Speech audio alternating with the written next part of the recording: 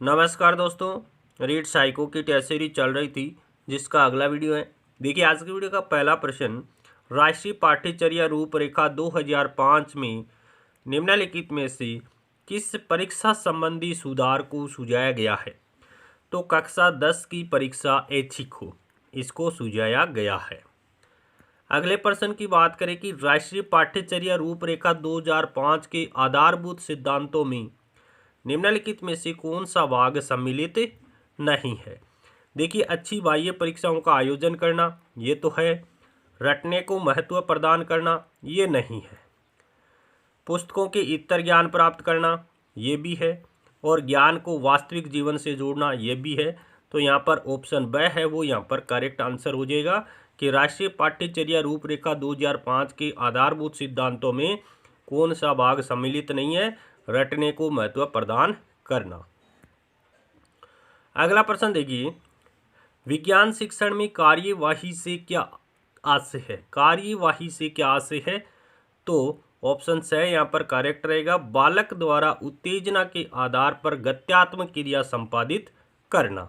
ये विज्ञान शिक्षण में कार्यवाही का तात्पर्य है। अगला प्रश्न देखिए, मिडिल स्कूल स्तर पर तारा देवी समिति द्वारा सह उद्देश्य नहीं है, कौन सा नहीं है? देखिए, बालकों में वैज्ञानिक हॉबी का विकास करना, ये तो तारा देवी समिति के अनुसार है। वैज्ञानिक सिद्धांतों के अनुसारस की योग्यताएं, ये भी है। विज्ञान साहित्य के प्रति अभिरुचियां, ये भी है। बालकों के स्वास्थ्यपूर्ण जीवन जीने के गुणों का विकास, ये नहीं है। ऑप्शन द यहाँ पर करेक्ट आंसर हो जाएगा। अगला प्रश्न देखिए, अभ्यास शिक्षा प्रणाली का एक प्रमुख अंग है, यह कथन किसका है? अभ्यास है वो शिक्षा प्रणाली का एक प्रमुख अंग है, यह कथन इरियोन का है। अगले प्रश्न की बात करें कि मोंटेसरी शिक्षा प्रणाली का सिद्धांत है, तो विकास के लिए शिक्षा का सिद्धांत भी है, पूर्ण स्वतंत्रता का सिद्धांत भी है, आत्माभिव्यक्ति का सिद्धांत भी है। तो उपयुक्त सभी सिद्धांत है वो मोंटेसरी शिक्षा प्रणाली के सिद्धांत है। अगला प्रश्न देखिए, बालक को तत्परता द्वारा सीखने का अवसर मिलता है, तो अभिकर्मित अधिगम में मिलता है। बालक को तत्परता द्वारा सीखने का अवसर मिलता है, तो किस अधिगम में मिलता है? अभिकर्मित अधिगम में मिलता है। अगले प्रश्न की बात करें, रेखीय अभिकर्मित अनुदेशन में अंतिम पद होता है, तो अंतिम पद है वो परीक्षण पद होता है। किसमें? रेखीय अभिकर्मित अनुदेशन में अंतिम पद कौन सा होता है? परीक्षण पद होता है। अगले प्रश्न की बात करें कि प्रायोजना विधि का अंतिम पद कौन सा है, तो प्रायोजना विधि का अंतिम पद होता है लेखा जोखा। प्रायोजना विधि का अंतिम पद कौन सा है? लेखा जोखा है। अगले प्रश्न की बात करें कि प्रोजेक्ट विधि सर्वाधिक उपयोगी है, तो प्रोजेक्ट विधि है वो प्रतिभाशाली बालकों के लिए उपयोगी है। प्रोजेक्ट विधि किसके लिए उपयोगी है? प्रतिभाशाली बालकों के लिए उपयोगी है।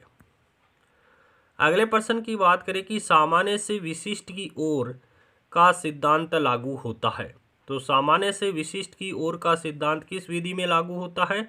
तो निगमन विधि में लागू होता है। सामान्य से विशिष्ट की ओर का सिद्धांत लागू होता है, निगमन विधि में लागू होता है। अगला प्रश्न देखिए, ज्ञात से अज्ञात की ओर का सिद्धांत लागू होता है, तो ये संश्लेषण विधि में लागू होता है। ज्ञात से अज्ञात की ओर का सिद्धांत किस विधि में लागू होता है? संश्लेषण विधि में लागू होता है।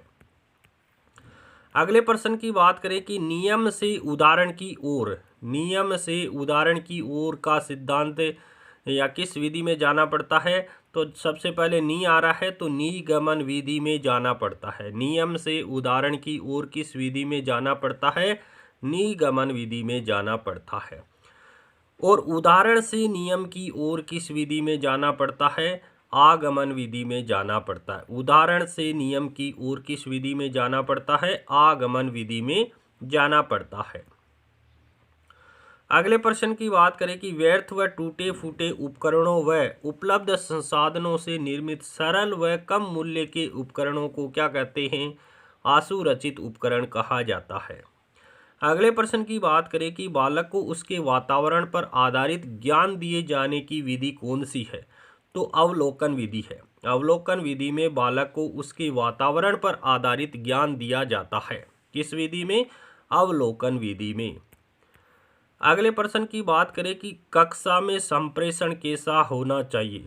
तो कक्षा में संप्रेषण कैसा होना चाहिए? एक तरफा नहीं होना चाहिए, द्वितरफा नहीं होना चाहिए, बहुतरफा नहीं होना चाहिए, स्वच्छंदता पूर्वक होना चाहिए। कक्षा में संप्रेषण कैसा होना चाहिए? स्वच्छंदता पूर्वक होना चाहिए।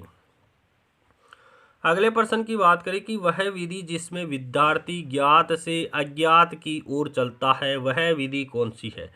तो आगमन विधि में ज्ञात से अज्ञात की ओर शिक्षण सूत्र लागू होता है, संश्लेषण विधि में भी लागू होता है और प्रयोगशाला विधि में भी ज्ञात से अज्ञात की ओर का सूत्र लागू होता है। तो उपयुक्त सभी यहाँ पर करेक्ट आंसर हो जाएगा कि ज्ञात से अज्ञात की ओर शिक्षण सूत्र किस विधि में लागू होता है? आगमन विधि में, संश्लेषण विधि में, प्रयोगशाला विधि में लागू होता है। अगले प्रश्न की बात करें कि पैनल चर्चा का सर्वप्रथम प्रयोग किया गया तो 1929 में किया गया था। पैनल चर्चा का सर्वप्रथम उपयोग कब किया गया? तो 1929 में किया गया था। अगले प्रश्न की बात कर लेते हैं कि पैनल चर्चा का नामकरण कब किया गया। नामकरण 1932 में किया गया। पैनल चर्चा का सर्वप्रथम प्रयोग 1929 में, नामकरण 1932 में किया गया था। अगले प्रश्न की बात करें कि पैनल चर्चा को प्रारंभ करने का श्रेय किसे दिया जाता है। तो हैरी ए ओवरस्ट्रीट को दिया जाता है। पैनल चर्चा को प्रारंभ करने का श्रेय किसे देते हैं? हैरी ए ओवरस्ट्रीट को दिया जाता है। अगले प्रश्न की बात करें कि परीक्षा प्रतिमान का प्रतिपादन किया किसके लिए? विज्ञान के लिए किया गया है। परीक्षा प्रतिमान का प्रतिपादन किसके लिए किया गया? विज्ञान के लिए किया गया है। अगले प्रश्न की बात करें कि मूल्यांकन होता है, व्यक्तित्व का नहीं होता है, कौशल का नहीं होता है, रुचि का नहीं होता है, शैक्षिक उद्देश्यों का मूल्यांकन किया जाता है। अगले प्रश्न की बात करें कि आधुनिक मनोविज्ञान के जनक कहे जाते हैं। तो विलियम जेम्स को आधुनिक मनोविज्ञान का जनक माना जाता है।